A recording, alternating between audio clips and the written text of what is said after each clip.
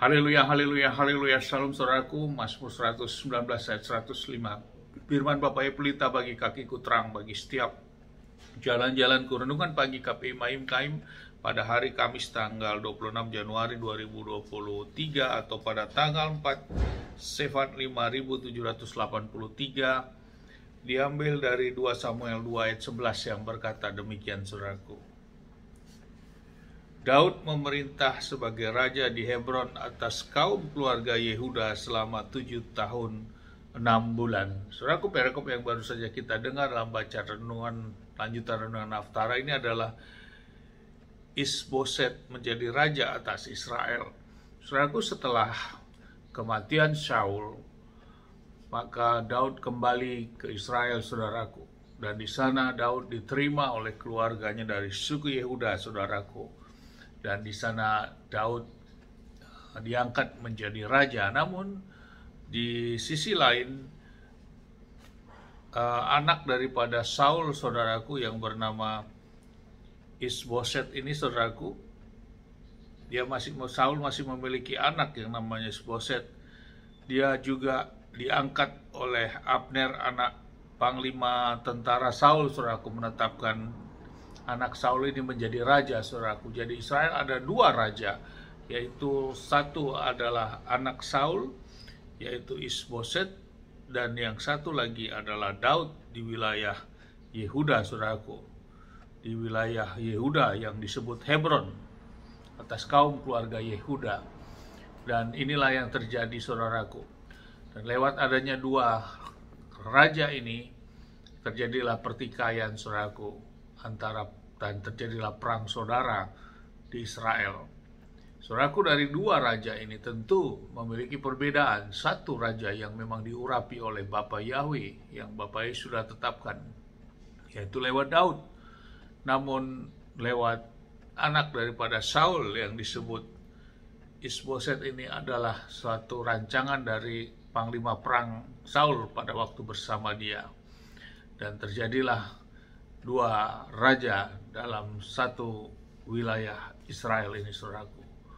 Dan kelanjutan dari firman ini kita mesti mencatat, maka terjadilah perang saudara. Namun lewat 2 raja ini ada hal tentu yang berbeda. Raja yang diurapi langsung oleh Bapa Yahweh dan yang tidak, saudaraku. Dan disinilah dapat dilihat bahwa Isboset dikatakan dia memimpin selama 2 tahun, namun Daud memimpin selama 7 tahun 6 bulan, saudaraku, di wilayah Hebron. Lewat renungan firman pada pagi hari ini yang menjadi renungan bagi kita, saudaraku, bahwa memang karakter Daud, walaupun dia percaya bahwa dia memang diurapi, namun dia juga tidak mengambil alih terhadap saudaranya, saudaraku, yaitu yang diangkat raja, yaitu Isboset ini, saudaraku. Dan dia tidak ada firman di sini menyatakan untuk dia ingin memerangi terhadap anak Saul ini, saudaraku, yang diangkat menjadi raja. Namun dia tetap bertahan di Hebron karena memang bangsa Yehuda atau suku Yehuda menetapkan dia dan percaya kepada Daud untuk menjadi raja, saudaraku. Jadi sikap kerendahan hati Daud terus berlanjut, saudaraku. Dan dia tidak mengingini suatu keinginan melakukan penguasaan terhadap satu bangsanya sendiri, saudaraku.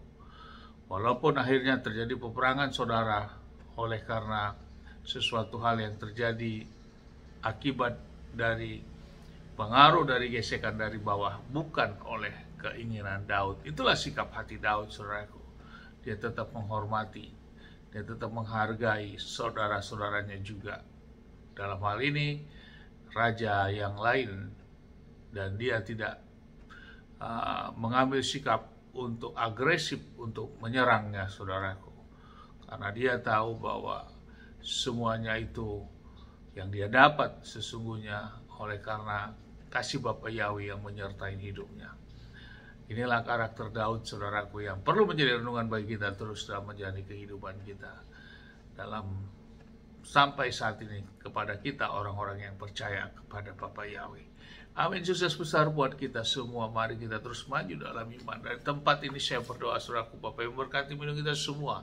Dimanapun kita berada, Bapa yang menyinari wajahnya kepada kita, memberikan kita kasih karunia. Bapa yang menyinari wajahnya kepada kita, beri kita damai sejahtera. Apabila kita kerja dalam sepanjang hari, semuanya menjadi berhasil dan kita orang percaya kepada Bapa.